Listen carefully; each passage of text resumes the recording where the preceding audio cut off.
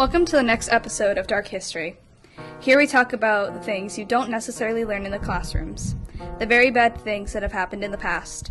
Today's episode is on Chernobyl, the Ukrainian nuclear disaster, and what chemical radiation does to the human body. Alright, so welcome back, Miss Coles. Hello, Miss Ezzard. Hello. Hello. How are you guys? Doing really well. Excited to be here. Good, good. Miss Coles, this is your second time back. Why did you decide to come back? Well, I'm really excited about your program that you have going, doing these podcasts, and I salute you for that, and I just wanted to encourage you and impart any knowledge I might have on your subject. Thank you. And Miss Ezzard, why are you here? This is your first time coming on, and when I asked you, you were very reluctant to come on. That is a true statement. I'm here because you asked me. That's very true. All right. That's the only reason why. That works. Okay, so this episode is on Chernobyl, like I said, the Ukrainian disaster, and I have a little fun fact for you. I've actually been to Ukraine. When I was 9 years old, my mom and I took a trip to Ukraine just to visit some orphans that we were sponsoring. And it was probably one of the worst experiences I have ever had.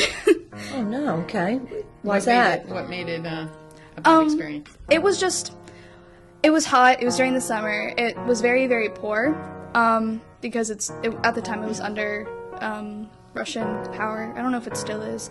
And while coming back, my mom and I actually were questioned inside the airport because they thought we were American spies. Tiny little 3-foot-tall Sarah Nerwinski was a Russian spy, or American spy, apparently.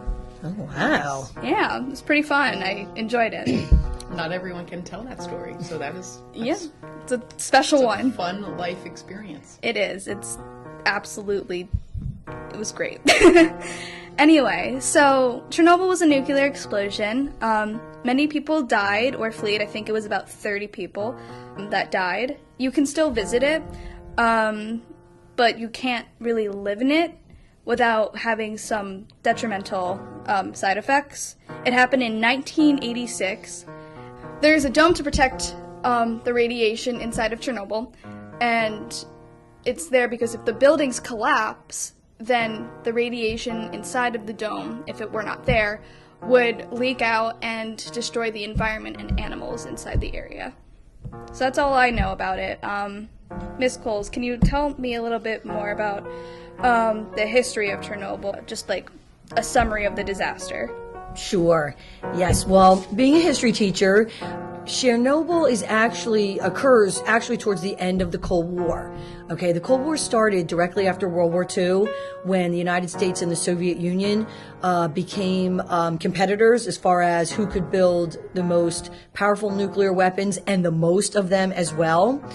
Unfortunately, what occurred then is, since they were both working alone against each other, both of us, both the United States and the Soviet Union, really became isolated with their own nuclear programs. And as you know, a lot of times, two heads are better than one, that sort of things. But with working alone is really what caused this disaster, at Chernobyl. It was really the result, I got this off of the World Nuclear Association website, it was really the result of a flawed nuclear reactor design that was operated with inadequately trained personnel. And on the day that the accident occurred, 2 people actually died on that day at the scene, and further later on, 28 people died within a few weeks as a result of the acute radiation poisoning. So, like I said, the idea that the Soviet Union was working in isolation on creating their nuclear weapons, so was the United States. It really was just a recipe for disaster that eventually one side was bound to have a terrible accident. And, as you know, we already had our terrible accident back in the 70s at 3 Mile Island, and it was just really a matter of time when you're working with those sort of, chemicals and that sort of nuclear program. Anything that is run by humans, you're eventually going to have an accident, and that is exactly what happened. that's what I know of the accident. I also, as I know I shared with you briefly in class, I can remember this happened in April of '86. My social studies teacher at the time was a man named Mr. Costello. He was an assistant football coach also at my school, Shawnee High School. And I remember coming in after the weekend, after the accident.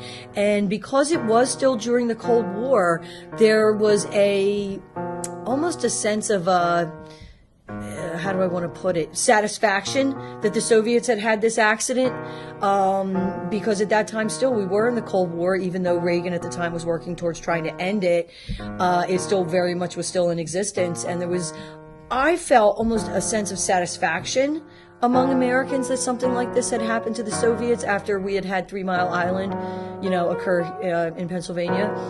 So that's what I remember about it, Sarah. Right, cool. That's really cool that you got to experience something like that. Miss Ezzard, did you experience something like that? I know that you also witnessed Chernobyl falling. Yeah, so I was in 8th grade in 1986, and my recollection of it is different than Mrs. Cole's. I just remember it being a really sad situation. In terms of in school, I don't really recall any major talk about it at school. And in terms of feeling satisfied, my personal feeling at the time was that's really too bad. Mm-hmm. So 2 different sides to it. Yeah, then. It's interesting. Right. Because we have an 8-year-old, and how old were you, Miss Cole? I was 17, so I was also in high school. And you had that, teenage edginess there. Yeah. Yeah, and I think high school teachers will talk about it on a more realistic way, perhaps maybe than an 8th grade teacher. Yeah. Yeah. All right. So we briefly talked about nuclear fallout and the nuclear disaster. Ms. Ezzard, what exactly is nuclear fallout? Okay, so I'm really new at this. This totally is not my forte here. But Right.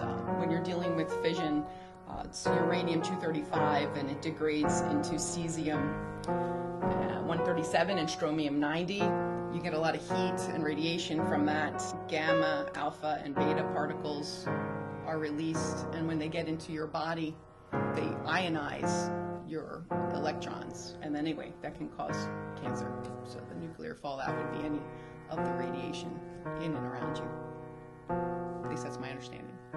Okay. So it causes cancer, it causes pretty bad mutations then, correct? Because I think I need more data for that. Originally you have acute radiation syndrome, so it's radiation sickness. Mm-hmm. You in a few days or in days you have nausea and vomiting. Within weeks you have infections, bleeding, and dehydration, and then you either recover or you die. Right. But long-term effects, it seems to be mutations in your thyroid gland, and you tend to have thyroid cancer, which is survivable. So it's not too many. There's not too much data that I came across that would indicate that you get 3 legs or 5 eyes or things like that. So. Yeah. I know that I've seen in pictures that a lot of animals have mutated to adapt to the environment, and that's something to look at. For those of you listening, you should really check that out. A lot of it's really, really cool. So what I've read in terms of the environment is that the whole area around Chernobyl is actually doing really, really well with its animal population. There's a lot of biodiversity because humans are not there to cause more destruction. So that's interesting. Yeah, that's magnificent. Just how they are able to adapt and be completely fine without people around. So Ms. Coles, you are a history teacher. What does this symbolize to you as a teacher? Well, it's interesting because Chernobyl, the accident that occurs in 1986, happens within a year of President Reagan, who worked, very closely with Gorbachev of the Soviet Union to stop the production of nuclear weapons and the amount that were being produced. And it's just interesting to think that this all happened and how symbolic it is that once Gorbachev and the Soviet Union have this terrible accident, it's just a matter of time. Just a few years later that Gorbachev eventually will allow the Berlin Wall to come down in 1989. So it's interesting to think the role possibly that the Chernobyl accident had as far as a reality call or a wake-up call to Gorbachev, as to, okay, exactly where are we going competing with the United States with these nuclear weapons? Has it done more harm than good? And I can't help but think that Chernobyl, in my opinion, did something for Gorbachev and the Soviet Union to say, you know what, we have to lighten up on our, nuclear development and, focus on other things. And sure enough, within 3 years after Chernobyl, the Soviet Union has a democratic revolution. The Berlin Wall comes down and the Soviets start their democratic revolution and become democratic, which is ironic. So I always say to myself whenever anything happens to me, everything happens for a reason. And I'm kind of putting that together with this. If this event, Chernobyl, did not happen, we would be at a very different place all around the world, is what you're saying.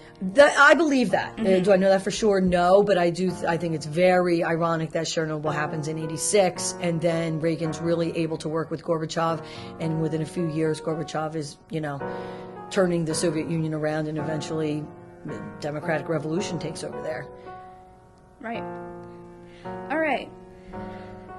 So, Miss Ezzard, a lot of people do visit, and they can't really live there because there's still a lot of radiation.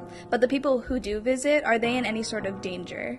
They're in danger if they go inside the building, the dome, where the reactors actually contained. But going around the area, it's really not so bad, and the life is thriving. There are several inhabitants of the area that came back to the area a year after the incident.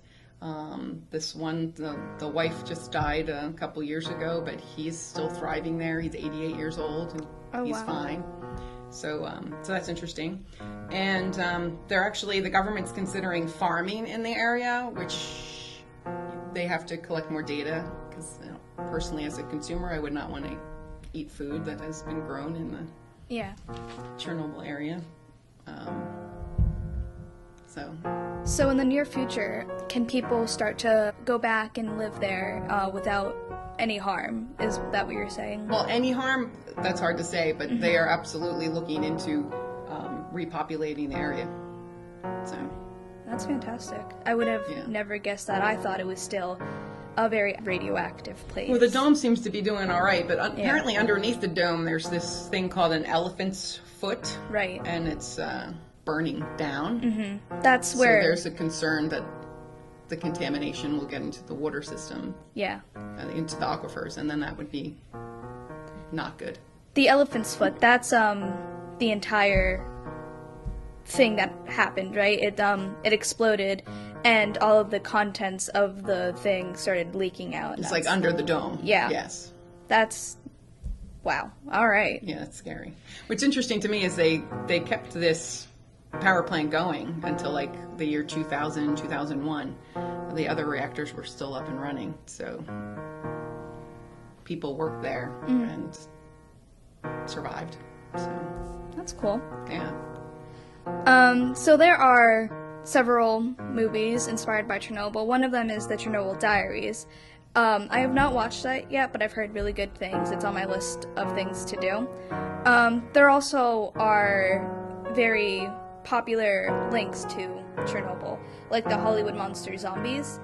A lot of zombies are radioactive, from what I've seen in horror movies, which I guess could be linked to Chernobyl. So why do you think that the Hollywood monster zombie was linked to radiation? It's a question for the both of you. Hollywood likes to sensationalize. I was thinking the same thing, Mrs. Ezzard. Yeah, I was thinking the same thing. That's fair. And it's, I guess, something that's interesting to, pop culture, and would grab people's attention and get them to go watch the movie. I agree. Right.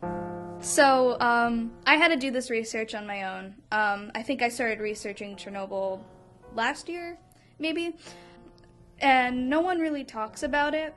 no one really teaches it. Would you guys teach Chernobyl if you had the chance? I know that you have to go by what the government says, but if you had the chance, would you? Yes, definitely. Actually, the Chernobyl disaster and the 3 Mile Island meltdown also is included in our Cold War curriculum. Unfortunately, some years we don't quite get to the 70s and 80s. Right. Just because as history goes on, more years have gone on since I've been teaching. Yeah. And we don't always get there. But yes, I absolutely feel it's important to cover, and in order to look at the consequences of, what man makes is not always good for us. And as we see, nuclear weapons can have terrible consequences. We make something that sometimes we don't realize, hey, this could ultimately destroy us. And I think that's what 3 Mile Island and Chernobyl sort of demonstrate to us. Right. Miss Ezzard, the same thing for you. Would you teach it if it were in the curriculum? No, not normally. I don't teach it. I'll mention radioactive, nuclear power plant disasters, but the one that I normally talk about would be the Fukushima disaster in 2011 in Japan following a earthquake and tsunami.